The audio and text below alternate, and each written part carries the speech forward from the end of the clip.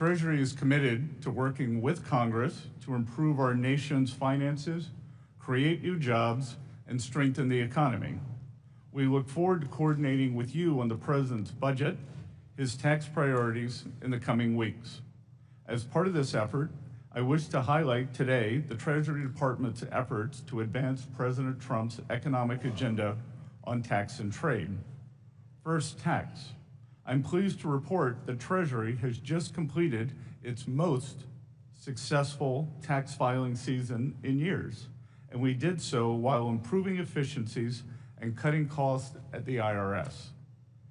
Critics of the President's efforts to modernize the IRS warned that the effort would result in a 10% shortfall in receipts. Instead, the opposite happened. April receipts this year were up 9.5% over the previous year, and receipts in May were up 14.7% over the previous year. Most remarkably, the President was able to achieve these results while reducing $2 billion in waste and planned IT spending at the IRS. This success has taken place against the backdrop of one of the most consequential tax proposals ever to come before Congress, the One Big Beautiful Bill Act, or as I will call it today, OBBB. The One Big Beautiful Bill will make the 2017 tax cuts permanent. This will provide individuals and businesses with certainty and build economic momentum. The legislation is squarely aimed at boosting the working and middle class and reinvigorating American manufacturing. According to the Council of Economic Advisors, the One Big Beautiful Bill will raise take-home pay between $7,800 and $13,300 for the average family of four. It will increase wages between $6,100 to $11,600 for the average worker, and it will cement no tax on tips, no tax on overtime, and tax cuts for seniors. The One Big Beautiful Bill will also incentivize unprecedented investment in U.S. manufacturing. The legislation will provide 100% expensing for new factories, as well as existing factories that expand operations and support Made in America. It will streamline burdensome permitting processes that often stand in the way of new manufacturing projects. It's time for this country to start building things again, and the OBBB makes this possible. The administration is grateful for the leadership of this committee in shepherding the One Big Beautiful Bill through the House. We are working closely with members of the Senate to get this legislation to the President's desk. Trade is the second topic I wish to highlight. The progress we have made on tax issues over the last 4 months complements the significant progress we have made in rebalancing the global economy. Since I last testified before Congress in May, the President announced the historic US-UK trade deal. This arrangement, which creates a $5 billion export opportunity for American ranchers, farmers, and manufacturers, is a preview of what's to come. Dozens of countries have engaged the administration thus far with offers to improve their trade relations with the United States. This includes China. I have just returned in the middle of last night from successful negotiations in London with a Chinese delegation that will not only stabilize the economic relationship between our two economies, but make it more balanced. China has a singular opportunity to stabilize its economy by shifting away from excess production towards greater consumption. But the country needs to be a reliable partner in trade negotiations. If China will course correct by upholding its end of the initial trade agreement we outlined in Geneva, and I believe after our talks in London they will, then the rebalancing of the world's two largest economies is possible. By challenging the decades-old status quo on tax and trade, President Trump is breathing new life into the American economy. More than 500,000 private sector payroll jobs have been added since January. Most importantly, inflation in the U.S. is at its slowest pace since 2021. and the numbers we receive today take us back to the slowest pace since 2020. Most importantly, we are decelerating cost increases for shelter, food, and energy. After 4 years of price increases diminishing the U.S. standard of living, inflation is showing substantial improvement due to the administration's policies. Furthermore, the labor market remains strong with low unemployment and plentiful labor demand as job openings remain high. This strength has been exemplified in the recent performance of the stock market and consumer confidence data.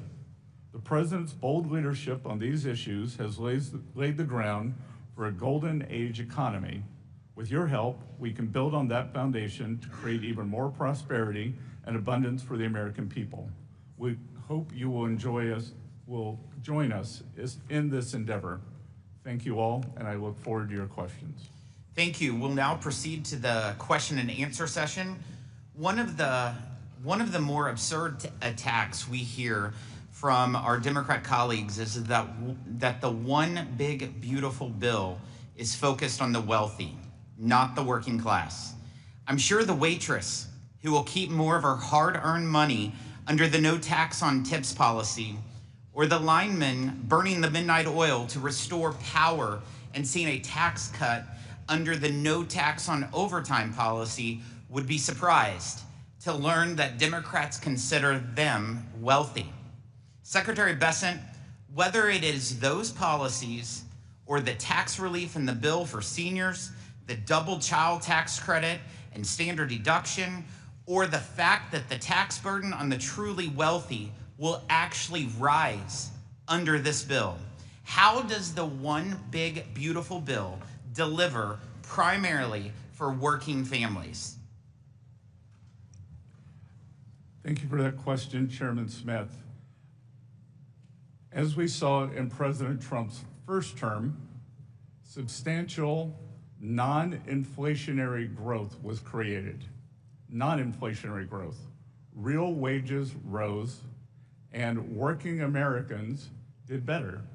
Hourly workers did better than supervisory workers. We believe that this will happen again. As you outlined, no tax on tips, no tax on overtime. The tax breaks for seniors on Social Security, and the ability to deduct auto loans on new cars made in America, as was available when I bought my first car in 1978, will be restored. All of this will help working Americans overcome this horrendous affordability crisis that this administration inherited. The Biden administration negotiated a global tax scheme through the Organization for Economic Cooperation and Development that would rob American taxpayers of $120 billion and would discriminate against American businesses. President Trump issued a day one executive order opposing the Biden administration's global tax surrender. In the one big beautiful bill, Congress provides the president, in line with that directive, specific targeted authorities to fight back in the event nations impose a discriminatory tax on American businesses, such as a UTPR. Last week, members of this committee met with an ambassador who was specifically concerned about how this provision would give the U.S. the ability to stand up for American businesses and respond to an unfair tax his country has imposed on American job creators. Secretary Bessent, why is it important for the Treasury Department and the President to have strong protective measures like the one provided in the one big beautiful bill to fight against foreign taxes that discriminate against American companies? And how will the administration ensure that the use is targeted and in a manner to protect or replace U.S. tax revenue? Mr. Chairman, for whatever reason, the previous administration chose to outsource American sovereignty on tax matters, and the Trump administration believes that is unacceptable. Unacceptable.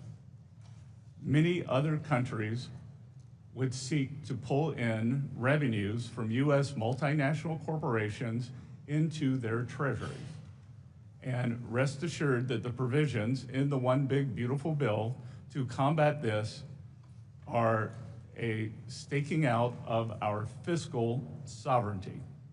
The U.S. tax system will stand next to what is called Pillar 2, and other countries are welcome to relinquish their fiscal and tax sovereignty to other nations.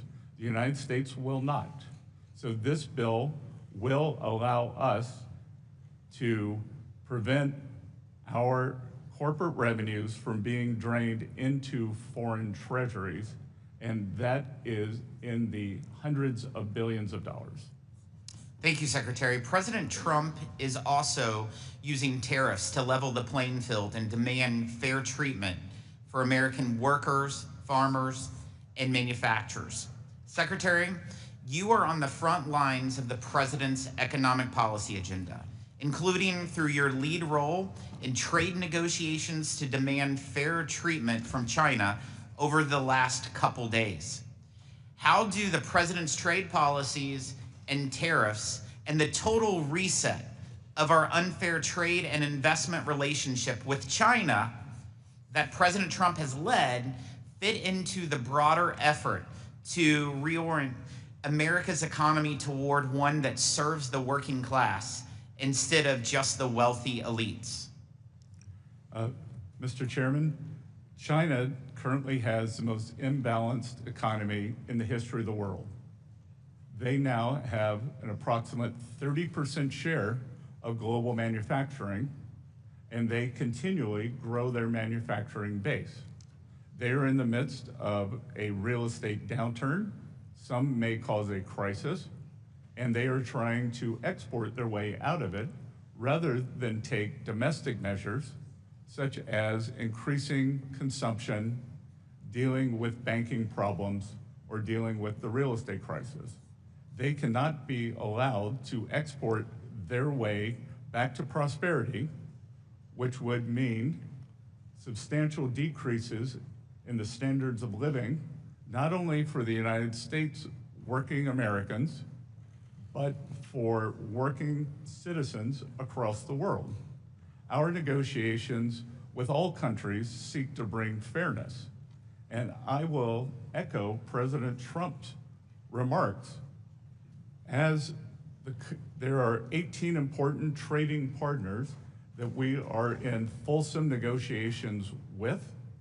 Many of them are coming to us with unimaginably good trade deals to bring down tariffs, non-tariff trade barriers, which the academic research has shown can be even more pernicious than the tariffs, currency manipulation, and the subsidy of labor and industry. But as these countries come to us, and I look at the list, and I think, how could this have happened? How could this have happened? That the United States willingly became party to such unfair, and unbalanced trade. And as President Trump has said, I don't blame the other countries. If you could get away with it, you should. It was those sitting behind the Resolute desk or those making trade policy who've allowed this to happen over 40 years. And we are determined to rebalance that for the American people. Thank you, Secretary. I now recognize the ranking member for any questions he might have. Thank you, Chairman. So maybe we could stick to a couple of facts here, as previously discussed, and that is that if you made $1 million last year, you're going to get about $84,000 in tax relief with this bill. If you made under $50,000, you are likely to get about $1 a day. The President said that we'd have 90 trade agreements in 90 days. We're 89 short because of the manner in which some of these allies have been offended. We want trade balance for sure, but we also want to make sure that it's done in a manner that will last, not subject to the whims of the administration. I understand, Mr. Secretary, that you don't agree with some of the economic forecasts that have been projected as it relates to the big, beautiful bill. So Penn Wharton says this bill will add trillions of dollars to the national debt. The Yale Budget Lab says this will add trillions of dollars to the national debt. Well, we're 0 for 2. But how about Maya McGinnis? Not exactly known for their socialist leanings. They say this will add trillions of dollars to the national debt. Well, let's go to the Tax Foundation, hardly a left-leaning political organization. They say this will add trillions of dollars to the national debt because the money's going to be borrowed. Here, facts should matter. The advice of experts should matter. We have seen the bond market's reaction to some of these proposals. They're jittery. But you know what? In this committee, we listen. The administration is putting its head in the sand on this debt issue. The facts are going to be hard to escape. So let me turn to the impact of budget reconciliation as it relates to health care. In addition to adding trillions to the U.S. debt, the bill will cause 16 million Americans to lose part or all of their health insurance, according to CBO. We know what the consequence will be of losing health insurance for the American family. More visits to the emergency room, more postponed treatments, more bankruptcies that will come because of it. The problems that people have with health insurance only mean that later on the problems pile up. Bad health, the challenge that is now going to occur for our rural hospitals, surely many of which will be forced to close. Cutting more than $1.5 trillion from Medicaid, Medicare, and the Affordable Care Act certainly will mean job losses. No industry can sustain $1.5 trillion in cuts while we borrow money for a big tax cut that, despite what has been said here today, still favors people overwhelmingly at the top. Let me say, in regard to the testimony, Mr. Secretary, that you've offered, there's another key consideration here. You're suggesting that the improvements at the IRS have all taken place in the last 6 months? It's because of what we did with the Inflation Reduction Act. That's why the improvements have taken place, the technological upgrades that have taken place as well. We have a pretty good understanding of this. We want to use artificial intelligence for better tax collections. But all of this just happened in the last 6 months. That's our understanding based upon the testimony. The Commonwealth Fund, cuts to Medicaid and SNAP are going to lead to the loss of over 1 million jobs. The American Hospital Association estimates that tens of thousands of hospital jobs will be lost as a result of these cuts. Furthermore, a professor at Yale has said that this will conservatively cause tens of thousands of unnecessary deaths. Worse health care, job losses, more borrowed money. The American people deserve considerably better than what we're being told. But let me offer this challenge, Mr. Secretary. We would be prepared on the minority side to work with the administration and direct tax relief back to people under $400,000 of joint income, as opposed to the suggestion that is being offered here today. And if you disagree with the number that I offered about tax relief for somebody who made $1 million last year, let me give you the last 30 seconds to speak to that. The Representative Neal, I have great respect for you. We've had good conversations, but respectfully, if I weigh 1,000 pounds and you weigh 50, and I gain 10 pounds, or I gain 10%, I have gained 100,000. That during President Trump's first tax cuts, the share of taxes paid by the high end of taxpayers, increased by more than 7%. And I'm sorry I chuckled when you talked about the IT at the IRS. The program is 35 years behind schedule, 35 years. And is wasting $2 billion a year. That's why we put the extra money in, Mr. Secretary. No. The extra money went in for bodies, and whistleblowers acknowledged that standards were being lowered to bring in new agents. The money is not the issue here. It is how the money is spent. That's exactly right. We agree on that, how the money is spent. And the last point that I would make... It has been spent poorly. Let me make this last point, Mr. Secretary. Do you agree with the idea that in 2017, that the federal government, emanating from this committee, borrowed $2.3 trillion for that tax cut? What I believe is that everyone on the Democratic side voted for the biggest blowout for the deficit in history, and that we are suffering from that. This past tax year, we will have between a 6.5 and 6.7% deficit, so I find it very difficult to be lectured to by people who created the largest deficit in history when we were not at war and not in a recession. So I negotiated with Secretary Mnuchin the pandemic relief bill. If that's the reference point. That's where overwhelmingly the money went.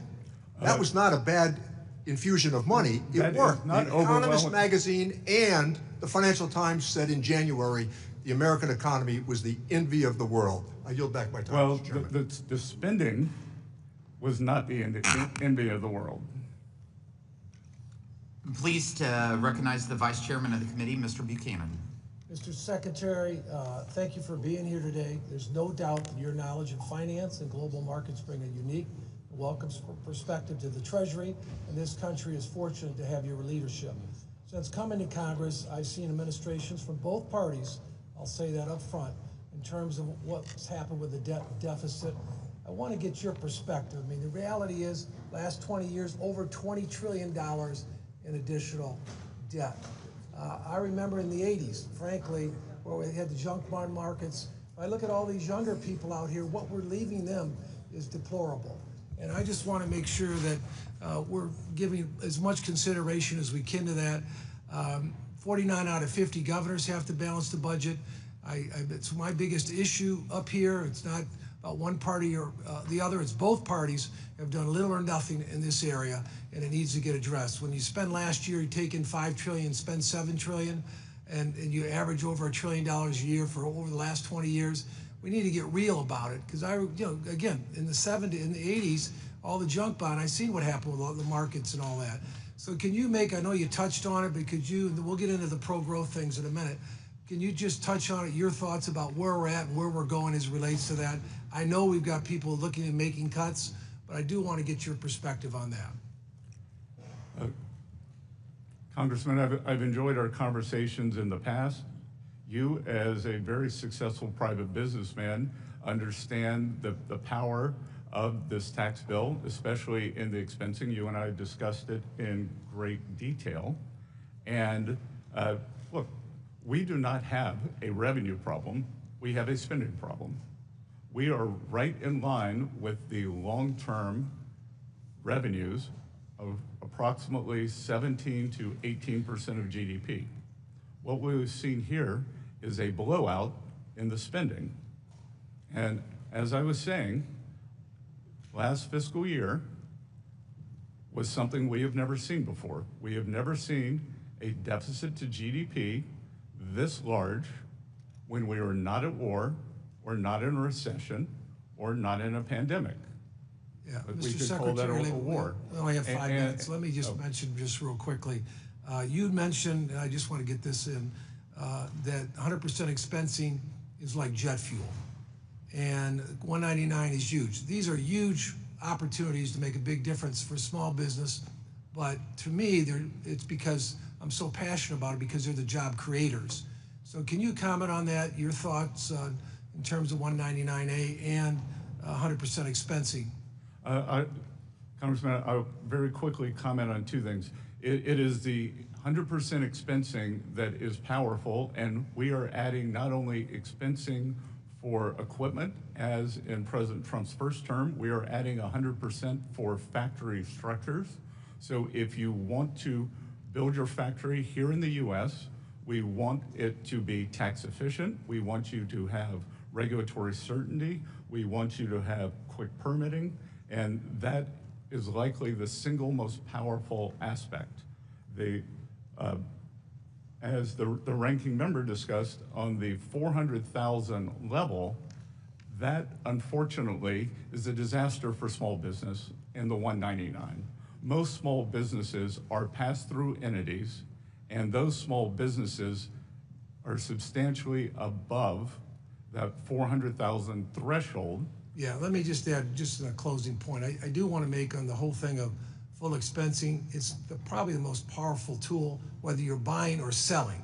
Someone that's been in business for 40 years or so, I can tell you firsthand, it's a powerful tool. It's a job creating tool. I did want to have you comment the other thing on making, I'd say in Florida, I was chairman of the Florida Chamber, one of the big issues there is about making the tax, whatever we do on taxes, making it permanent, so they got more certainty, they can do planning and investing in terms of going forward. Do you want to add anything to that? Yes, sir. I was with a group of business leaders earlier this week, and they were telling me that they are, in fact, holding back on CapEx because they need for the tax bill to pass so that they will have certainty that the 100% expensing will come back. I think that we will see a sharp upward break in terms of CapEx as soon as we pass the One Big Beautiful Bill. Thank you, and thanks for your leadership. We're excited you're here today. Thank you. Thank you, Mr. Doggett. Thank you. If beauty is in the eye of the beholder, certainly I can understand, Mr. Secretary, why you and the members of the Trump cabinet are so enthusiastic about this beautiful bill. It gives so much to those at the top, and of course, Trump appointees are not just in the top 1%, but the top 1,000th of 1%. I applaud your personal success, but isn't it true that for you and for a number of cabinet members and other Trump appointees, simply not having your taxes restored to the level that existed when President Bush and President Obama were in office at 39.6% will provide you very substantial personal benefit? Yes or no? That is not a yes or no question, sir. All right, if you can't answer it. As many people Thank you. Reclaiming my time. If you can't answer, have different tax reclaiming my arrangements. time, please, sir. And it is shown, Mr. Chairman, I don't want my time taken if the witness will not yield. I would recommend, Mr. Doggett, that if you asked a question, at least allow them to answer. You can recommend it, but you're taking my time from your him time answering is the moving, questions. so Continue. use it. Let me say, I understand you can't answer that with a yes or no. I'm concerned about the weaponization of the Internal Revenue Tax Code by the President and your role in it. Section 7217 of the Internal Revenue Code makes it unlawful for the President and his partners like you requesting IRS to conduct or terminate an audit or other investigation of a particular taxpayer. Section 6103, as you're familiar, protects taxpayer privacy. Yet in violation of both, the President began threatening Harvard in April, and on May 2nd, he declared, we're going to be taking away Harvard's tax-exempt status. It's what they deserve. And you've been part of the we when you said on May 23rd that you publicly declared that you were moving forward on this, that there were a substantial number of rules that Harvard may have violated. Can you tell me, yes or no, whether you can pledge to avoid any interference in IRS audits or investigations of particular taxpayers? And if you can't answer that yes or no, just say so, and then I'll move on to the next question. Sir, that is without question that I will follow the law. All right, sir. Can you tell us whether, yes or no, you can report back to this committee in 30 days after investigating to assure us that there have not been any requests by the President, any political appointee, or any family member of the President to direct or influence the audit or termination of an audit or investigation of any taxpayer or entity? Well, Congressman, as you said, this is all private matters, so it would be out of line for me to report back on any of this. But I can assure you that I will follow the law and all proper procedures. Thank you. I'm just asking you whether you can report back in 30 days whether there has been any attempt, I'm not asking for the specifics of who was involved, by the President or any of the other people I mentioned, to influence or direct any audit or investigation of a taxpayer. Can you do that, sir? Well, Just answer. I can report right here. I am not in the habit of repeating private conversations, but the president and I have never had a conversation on Harvard's tax status. So I will report that right here. We don't need 30 I'm not asking days. just about Harvard. We If don't they can need pick 30 on days. Harvard, they can pick on anyone. And I'm just asking for a simple report on whether there have been any efforts of that, whether from the president or one of his associates. And it would seem to me that would be easy to do. But let me move also to the question of privacy as it relates to data sharing. Do you agree that there is no authorization for the IRS to share tax data broadly with DOJ or federal agencies for the general purpose of data consolidation? Section 6103 Yes, protects taxpayers' Precisely. taxpayers' information. We have followed all proper procedures, and including in terms of the data sharing with the Department of Homeland Security. We are allowed to share taxpayers' information for those taxpayers who are believed to be criminals or have committed a crime. I'm asking you about DOJ and its apparent effort to have an omnibus information sharing agreement with agencies. Do you agree that you cannot share taxpayer data without statutory authorization from this Congress, and you don't have any for that purpose? We will follow the direction of the regulations and the court, sir. Are you sharing any taxpayer information with DOJ for this omnibus information sharing agreement where they seem to probe into the privacy of every American, consolidating it with Social Security and other private information? Or is there such sharing going on now, sir? Well, first of all, I would push back on that characterization. You can do so. And I just want to know if you're sharing in the I will time that tell you, remains. and there seems to be a misunderstanding among many people on your side of the aisle on what DOJ is. DOJ employees. I understand you had some misunderstanding about it, and Mr. Musk yourself, but let me ask you again, just simply on the question I'm asking, are you sharing any of this data with DOJ without congressional authorization? As I said, we are following all of the laws. Thank you. I would have appreciated an answer to my question, but I will yield back since my time has expired. Mr. Smith is recognized. Thank you, Mr. Chairman, and thank you, Mr. Secretary, for sharing your time here today. And I've not been around here as long as Mr. Neal has, but I do want to bring in a bit of a historical perspective that I think is relevant. Looking back, you know, we can argue about CBO and JCT, and it's an imperfect system.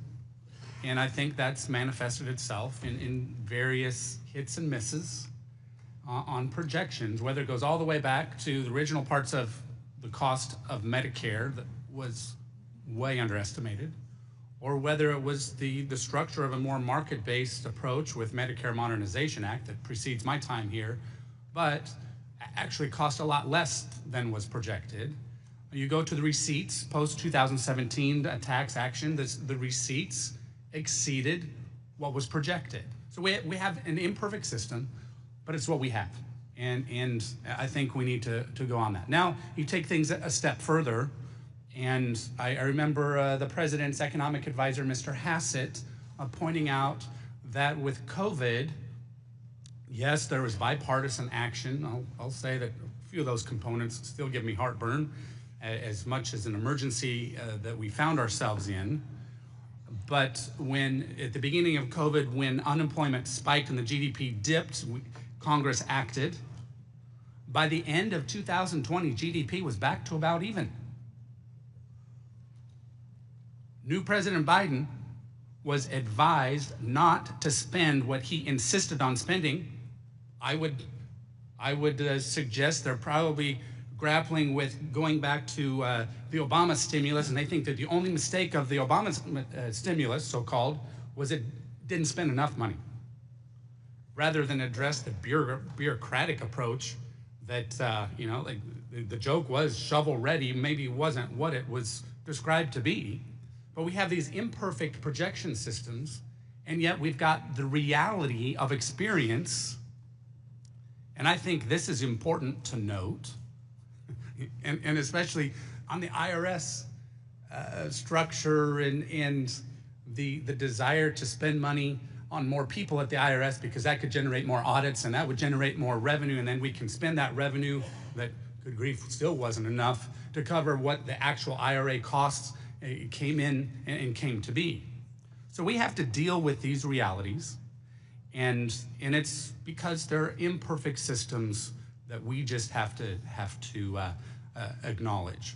And that's why, Mr. Secretary, I had not heard the numbers on the IRS, and especially in these efforts most recently, that we were told that if we pushed back on the number of new IRS agents and auditors, we were going to undermine the revenues, and yet a different approach that focused more on technology, because there was a willingness to focus more on technology here on this side of the dais than there was with just hiring more people that actually, even in the best of scenarios, did not come to be, thank goodness, I might add.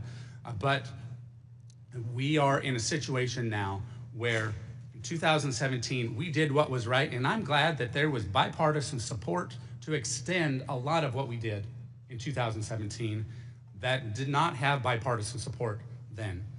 Now, that didn't pass the Senate. We are where we are, and now heading into a situation where what we have at hand with this reconciliation bill is good for workers. It's good for workers, it's good for economic expansion and encouraging investment and increasing productivity so that we can grow the economy without triggering inflation. President Biden was warned not to push more spending by Democrats, I might add. I think of Mr. Summers primarily, advising against that. Did it anyway. We are still paying the price. We're trying to dig out from a lot of that. And that's why we're doing the bill that we are. Gosh, I have other things that I'd love to ask questions on. But I think it's important to realize that we need to deal with reality here. That's what we are doing. And Mr. Secretary, thank you. I look forward to further conversations, whether it's trade, whether it's IRS, whether it's various things that we need to do to get our country to a better place, realizing that the solutions are really in the private sector and triggering everything we can on our side to encourage the private sector to provide more opportunity. Thank you. I yield back. Thank you, Mr. Thompson. Thank you, Mr. Chairman. Mr. Secretary, thank you for being here. You know, the economic outlook of the United States has soured a bit since President Trump assumed office. We've gone from record lows in unemployment, historic growth, and lowering inflation to unprecedented trade wars, volatile markets, and low consumer sentiment. And for the record, Mr. Chairman, I would like to enter surveys from consumers from the University of Michigan, a trade war impacting the shipping economy, and the OECD article on the downward turn in economic turn in the U.S. Without objection. Thank you. This is only made worse by the Republicans' big, ugly bill and the administration's proposed budget. I have a few items I want to raise with you, Mr. Secretary, but given our limited time, I want to focus on the projected impact of the reconciliation legislation. Economists from the CBO, the JCT, the University of Pennsylvania, Yale University, the Committee for Responsible Budget, and the Bipartisan Policy Center have all projected that this legislation will add trillions of dollars to our national debt. Experts have also projected that close to 16 million Americans will lose access to their health care, and 11 million Americans will lose access to nutrition benefits. These figures aren't coming from Democratic talking points. They're coming from economic experts with years of expertise.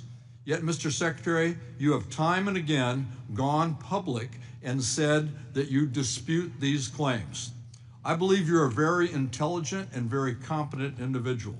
You're a Yale graduate, an adjunct professor, served as the managing partner of the George Soros Fund Management Office in London, and led Key Square Capital Management, a global hedge fund, and you're a billionaire. So the question I have is, why is it that you seem intent on disavowing any and all expert opinions that are inconvenient to your political agenda? Unfortunately, it strikes me that you are hell-bent on ignoring the warnings of any independent expert whose opinions may not serve your goals.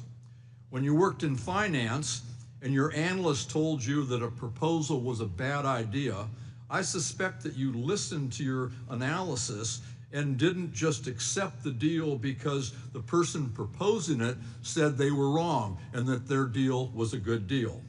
That would be wrong, it would be irresponsible, and it would be dangerous. I would submit that in the position that you have now, it is even worse. It's more wrong, it's more irresponsible, and it's more dangerous.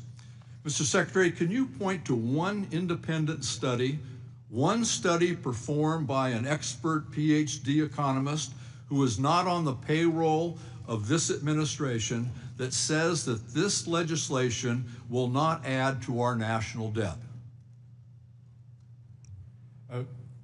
Well, Congressman, Yes or no? Can you point to one? if we want to look at the CBO, which No, I'm not asking you, is there an independent expert that you can point to that says that this bill will not add to our national debt? Yes or no? yes, There is? yes, What are they? Art Laffer, Pardon me? Art Laffer. Art Laffer? Great. That I don't think that one counts. Mr. Secretary, did the 2001 Bush tax cuts add to our debt? Sorry? Did the 2001 Bush tax cuts add to our debt? Yes or no? Again, Congressman. Yes or no? I think it's important to look at framing here. Okay, I'm thing reclaiming my time. It's clear that you're not going to answer the questions that are asked. And let me make it real simple for you. The Bush tax cuts added to the debt. The second round of Bush tax cuts added to our national debt. The last Trump tax cuts added to our national debt. And every expert will tell you that the proposed Trump tax cuts will also add to our national debt. That is the honest answer, and I would have expected you could have just given us a yes or no on whether or not these preposterous tax cuts that will benefit clearly the most wealthy people, the people who don't need a tax cut in this environment, will add to our national debt. This is bad public policy. It's bad for the American taxpayers. It's bad for our economy, and it's atrocious for our future in regard to the national debt. And I yield back. Next, we have the chairman of our tax committee, Mr. Kelly. Thank you, Mr. Chairman. Thank you for holding me. Mr. Secretary, thanks for being here today. We get into these back and forth, and it comes down to who struck John. I think both sides of the aisle can talk about things and policies in the past that caused wherever we are today to be wherever we are today. The question isn't about the history of how we got here. The question is, how do we remedy it? How do we fix it going forward? I'm from the private sector. And I really do believe before anybody should ever serve in public office, they should have been in the private sector and worked where they got paid on commission only and had lost their job at least once and had faced an unbelievable task of trying to keep your business open when there was no revenue coming in. So I don't want to grill you and all these things of asking you a question and not allowing you to answer it, because that seems to become the thing. I'd rather go back to consistency and certainty. The hardest thing for anybody in the private sector is trying to figure out what the next administration is going to do, or what's going to happen at midterms, and whether I'm going to make an investment or not going to make an investment, because that can change overnight. I get that, and I'm sitting here now and I'm trying to figure out, no wonder hardworking American taxpayers have lost faith in the way we operate. But I just want to ask you this, because I think it's really critical. So I have kind of a little bit of a football background. I look at this, we're in the fourth quarter now. It's a 2-minute warning and no timeouts left. I want you to share with us what could happen, and forget the Potomac amnesia about who's responsible for it. Let's go to what actually is going to happen if this bill doesn't get passed. How is it going to affect hardworking American taxpayers? Congressman, good to see you again. It is what we call in economics a sudden stop. It would be cataclysmic. It would be the largest tax hike in history. It would be a disaster for businesses, for working Americans, and for our status in the world. That to have this happen, we would see increases in taxes on thousands of dollars of working Americans. We would see business contract, and we would see a substantial increase in the unemployment rate. So as you look at what's taking place right now, and I think there's always the back and forth about do these tariffs work, do they not work? Just from a standpoint, your background is incredible for you to be in this position today.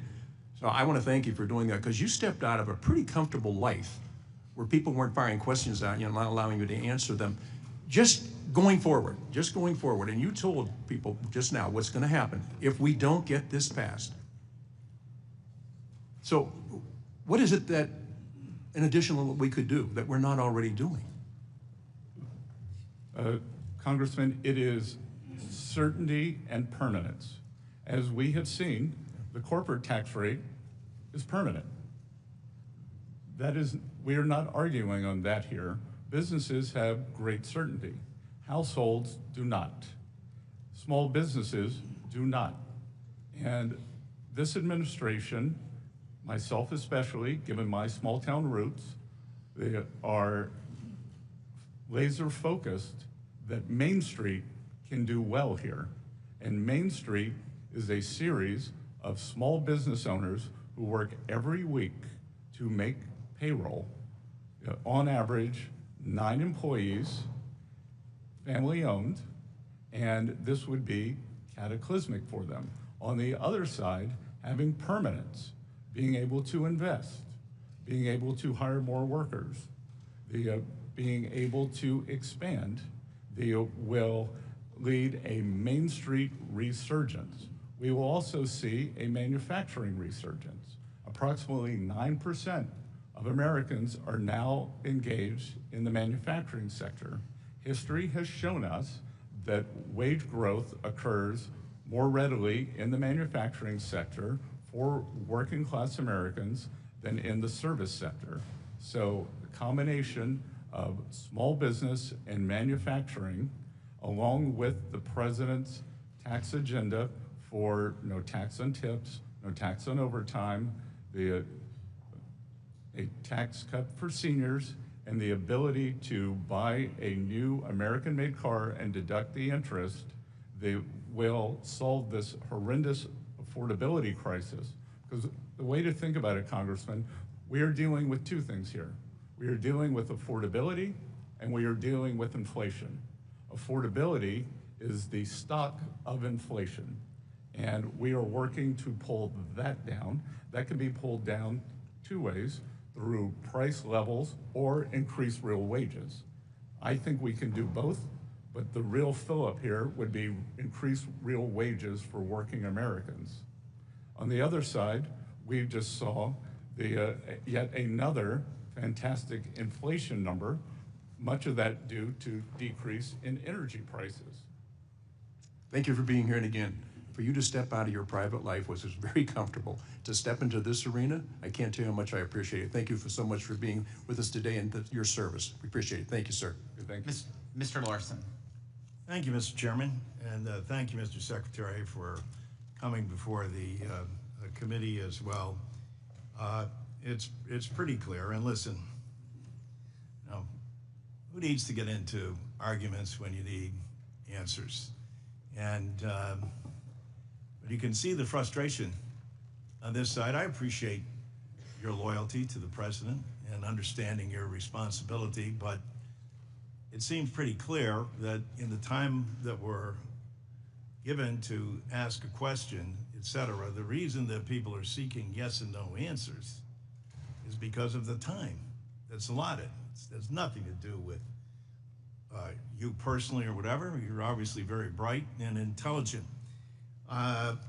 So, Mr. Secretary, would you agree that I give great credit to Representative Massey, who stood on the floor and addressed the Congress during the debate on this bill, and he never criticized the president. He never criticized the fellow Republican. What he did was address the facts, and he laid them out very clearly. Let me quote what he had to say here. This bill is a debt bomb ticking. Congress can do funny math, fantasy math if it wants, but bond investors don't. This week, they sent us a message. Moody's downgraded our credit rating, and the bond investors who buy and finance our debt demanded higher interest rates on a 10-year note, 20-year note, and 30-year note. What does this mean?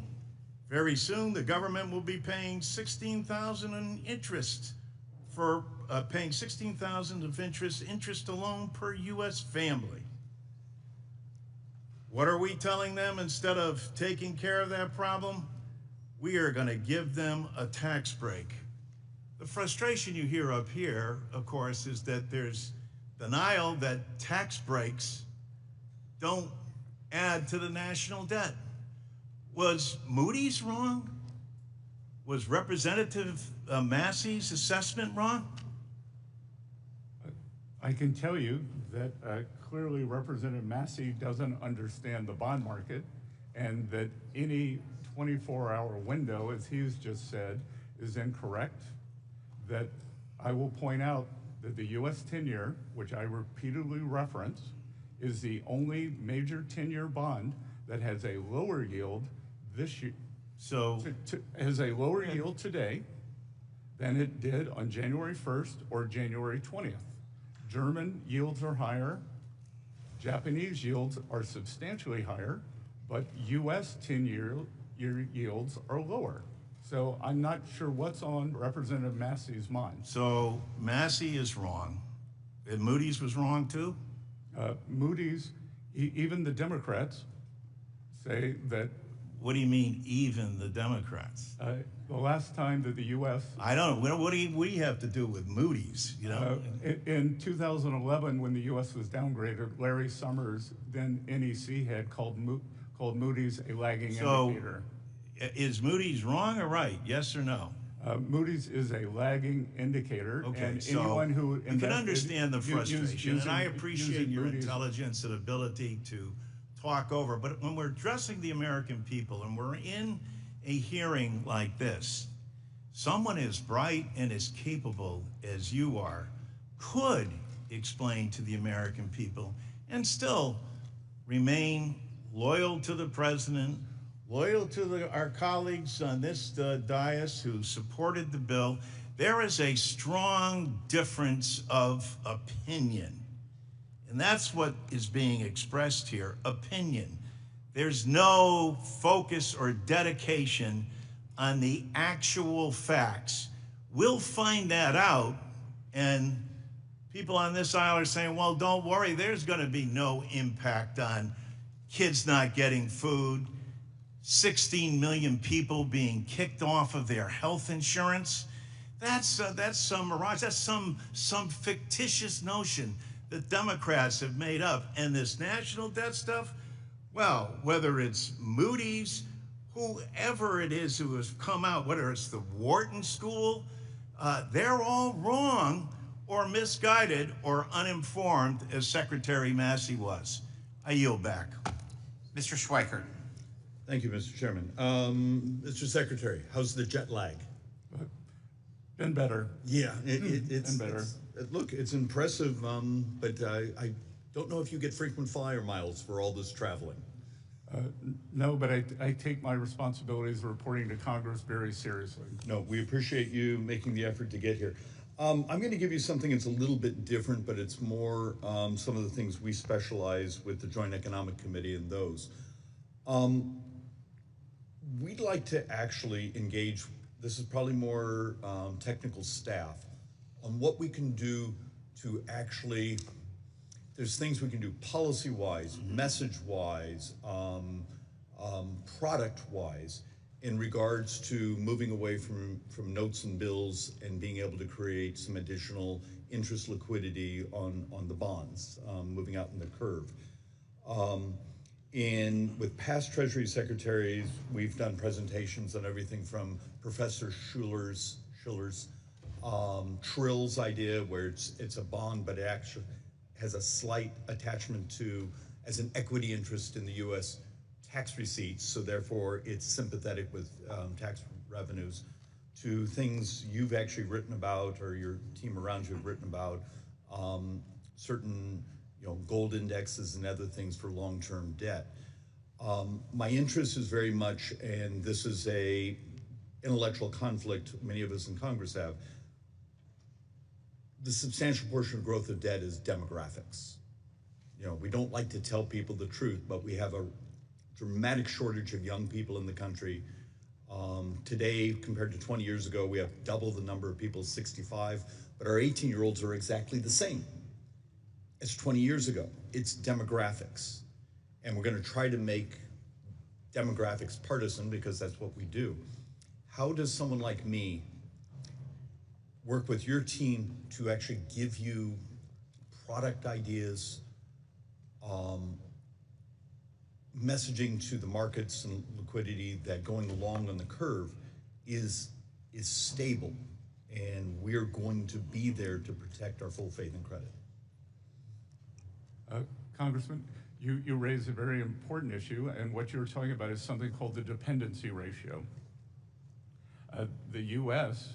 is the only major industrialized economy where that ratio is roughly stable. It is in slight decline.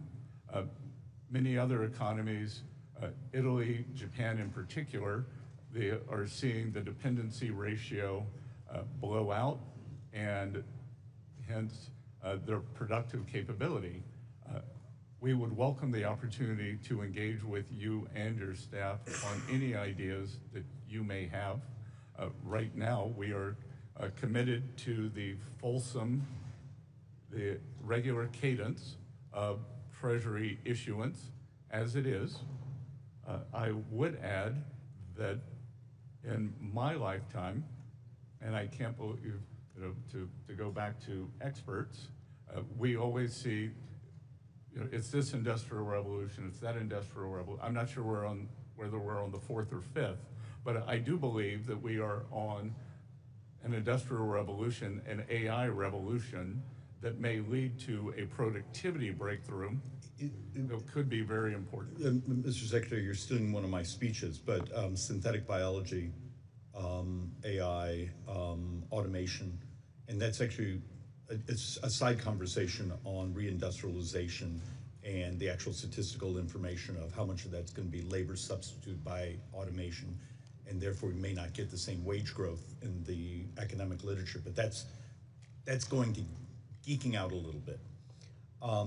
My great interest is, I don't believe many of us on this committee have spent enough time, whether it be a Democrat in the White House, a Republican, on debt management, and the fact we on this committee have the responsibility to work with you in Treasury to have as much stability in that model. Because today we borrow, about $72,000 a second, outside the math for extraordinary measures. I haven't done it by second, but I think yeah, on a daily basis. But Congressman, I can tell you, the thing that would give us the greatest debt stability is the increasing the debt ceiling. No, because I don't disagree that is a with cataclysmic outcome that we will never allow to happen. Mr. Secretary, absolutely agree.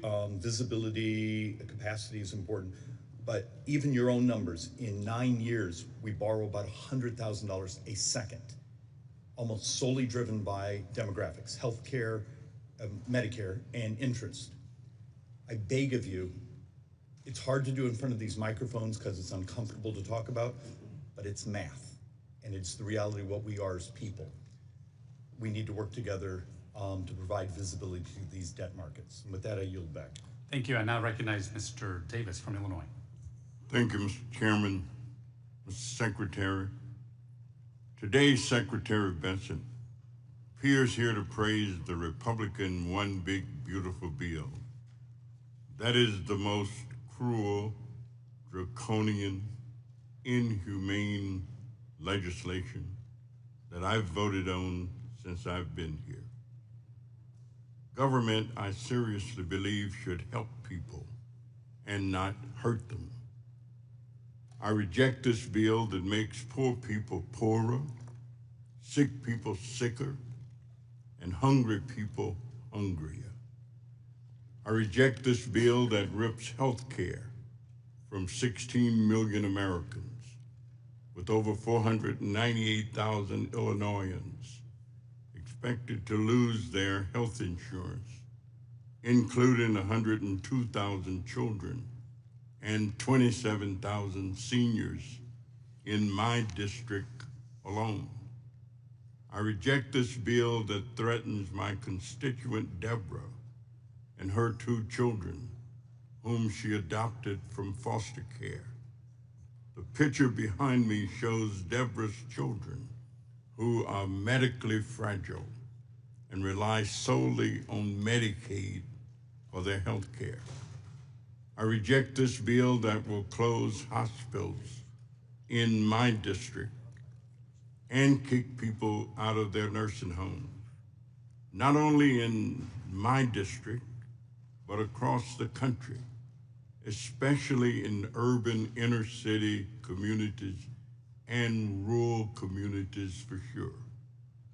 I reject this bill that explodes poverty and suffering while giving wealthy trillions in tax cuts. And I reject this bill's irresponsible explosion of the deficit that triggers statutory cuts to critical programs supporting children and families. These pay-go reductions would eliminate funding for the maternal, infant, and early childhood home visiting program, known as MACV, that have proven to improve mother and child health, family safety, and child development. It would eliminate the guaranteed funding for the Mary Lee Allen Promoting Safe and Stable Families program that we know helps prevent child maltreatment and strengthen families. It would eradicate the social services block grant that provides substantial investment in child care, child welfare, and adult protective services. These egregious cuts alone will cost Illinoisans over $72 million and hurt Illinois children, seniors, and families.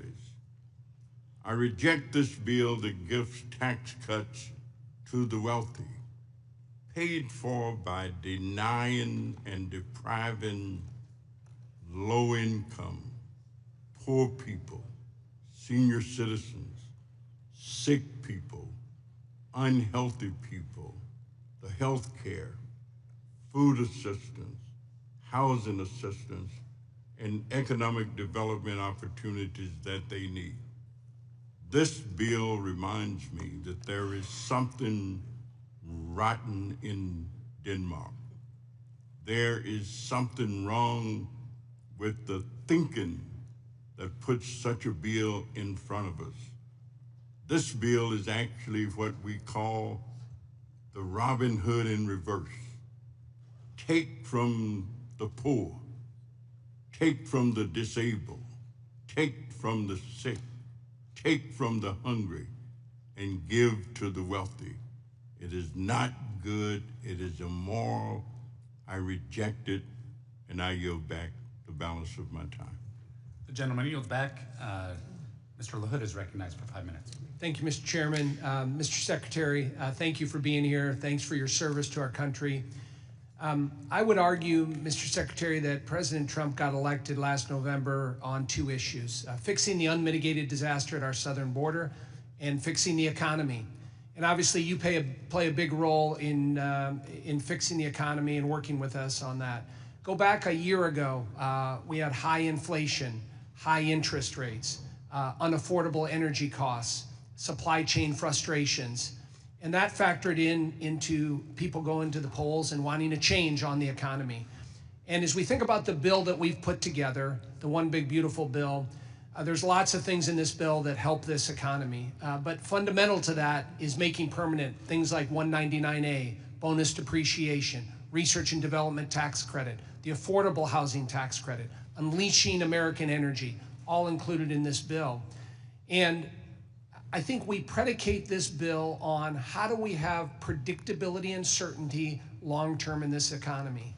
And those investments that are made by small, medium, and large companies, whether you're a plumber in Peoria, Illinois, or you're a Fortune 100 company, you want predictability and certainty. And as been alluded to earlier, if we do nothing and this bill doesn't pass, you're gonna have $4.5 trillion of tax increases.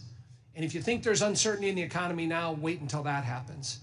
And so the other, I think, observation that's been made is there's a lot of money and resources sitting on the sidelines waiting to be invested.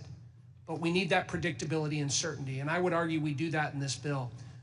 I wanted to ask you if you can comment on what this bill will do to the economy and on predictability and certainty. Good, Congressman, thank you for that. And I would also like to talk about what this bill will not do to the economy. Because what we saw in the tax bill of under the Biden administration, which I believe was immoral, was rampant inflation. Rampant inflation, which is the best way to steal from working Americans. And the basket of goods and services that working Americans require had a substantially higher inflation rate than the 21% reported by the Bureau of Statistics. So in excess of 30% of purchasing power was stolen from working families. We had, in the summer of 2024, we had a record amount of food bank usage in the United States of America at the same time that the previous administration's tax bill, we had a record number of trips to Europe. And that is not an America we want. Record trips to Europe, record food bank usage. So anyone who voted for that tax bill, that was the outcome. What we are doing is trying to get back, as you said, to President Trump's private sector job growth creation. And the tax bill will incentivize private sector growth. Equally important, this administration's economic plan is a three-legged stool. It is trade, it is taxes, and it is deregulation. And what we saw under the Biden administration that created the great inflation was we saw the impetus in spending as the government flooded the zone, but we saw substantial regulatory increase, so a demand shock was met with supply constraints. What we are doing with the help of this committee and congressmen like you, we are creating a private sector demand shock that is going to be met with a deregulatory release. So we will go back to 2018 and 2019, we will have strong growth and it will be non-inflationary.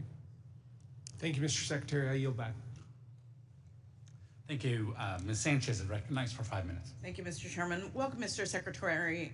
There was no tax bill passed during the Biden administration, and I know that because I served on this committee during that administration. So I just wanted to clarify that.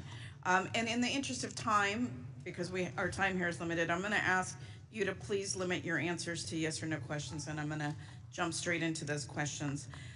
Mr. Secretary, do you still believe that the president's tariffs are going to be a one-time price adjustment for American families? If prices go up, they will be one time. Okay, well, unfortunately, you appear to be talking out of both sides of your mouth because you yourself have admitted, after conversations with Walmart, that some tariff costs are going to get passed on to consumers. And in fact, we've already seen that prices are rising on many everyday goods. No, Congresswoman, please don't interrupt me. We had the time is mine. The time is mine. Please don't interrupt me. I will ask you questions and I will grant you an opportunity to answer them, but please don't interrupt me during my time. With pleasure. Okay, I know I'm a woman, but please try to limit yourself to answering my questions. No, I'm sorry, but we get talked over all the time, and I don't want that to happen at this hearing. I would remind members, the gentlelady is recognized. Please proceed. Thank you. The time is mine. Clothing is going up 20%. Shoe prices and canned goods like chicken noodle soup and canned fruit and microwave meals have gone up 15%. Toys are getting more expensive. Walmart just raised the prices of dinosaur action figures by 38% and baby-born dolls by 43%. Household goods like drills, toolkits, vacuums have also gone up. Stanley Black & Decker recently announced higher prices for all of their products, and these are just some of the products that are affected. On average, Trump's tariffs are estimated to cost households $3,000 more for the same goods than they would have last year.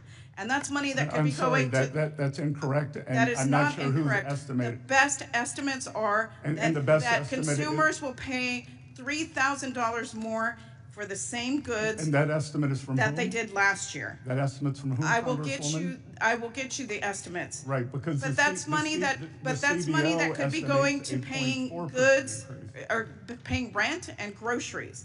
And it's clear that Trump's trade wars are hurting American families.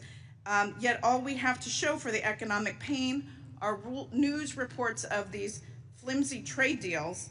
And I understand, Mr. Secretary, that you are co-leading the China trade negotiations. Do you think that China is a reliable trading partner? I think we will see. Well, pardon me for being skeptical of this administration's ability to get anything meaningful out of trade negotiations with China, because this administration is too swamped with trying to negotiate with 90 countries around the world. And to me, a poorly negotiated trade deal with China is probably not worth the paper that it's written on, because this is China's China's track record. These are facts. In the Trump administration's Phase 1 trade deal, China promised to increase purchases of U.S. goods and services by $200 billion over 2 years. Countless reports, and you yourself, have noted that China has failed to meet these purchase commitments. Those were purchase commitments that were negotiated by Trump in his first administration. They met their agreements under President Trump in 2020, and President Biden did not enforce them, and the Chinese delegation told me that they did not believe they needed to adhere to them. Reclaiming my time, that's incorrect. China has also not made the structural reforms that they promised Trump that they would. Many U.S. companies still reported widespread intellectual property theft and counterfeiting. So excuse me if the last attempt by the Trump administration to secure meaningful change from China doesn't exactly inspire any confidence in the current negotiations. And, you know, quite frankly, negotiating trade agreements with China requires more time and effort than this administration has given so far. And that's why I was alarmed to hear this morning that Trump said that the U.S.-China deal was done after just 2 days of talks in London. Mr. Secretary, the press release on this so-called deal looks more like a framework. Congress, who has the constitutional authority over trade, needs the details of this supposed deal. So I'm asking if you will provide this committee with the actual details of this deal, because there has been, unlike what was said earlier, there has been no consultation with our side of the aisle, at least, on the China negotiation. Will you commit to giving us the specifics of that deal, the details? Congresswoman, I flew back at 4 a.m. this morning to be here this morning, and we are... It's a simple yes or no question. No, it is not a simple yes or no question. We are in the midst of constructing it, and back to your question, China has proven an unreliable partner in strategic... Will you commit to consulting with us on trade deal with China? Gentlewoman's time has expired. I would ask the witness to be allowed to answer that last question. Gentlewoman's time has expired. It's a yes or no question. It's very simple. Representative, I raised many of your concerns to the Chinese delegation, and it will be a longer process. The trade deal today, or last night, was for a specific goal, and it will be a much longer process. And I will note that the previous administration did nothing. But excuse me, the Mr. question Arrington was is whether now or not you recognized. would The consult gentlewoman's with time has members of expired. Congress. Mr. Arrington's time It's my time is now. now Mr. Arrington's time, 5 minutes. Mr. Secretary, thank you for your service.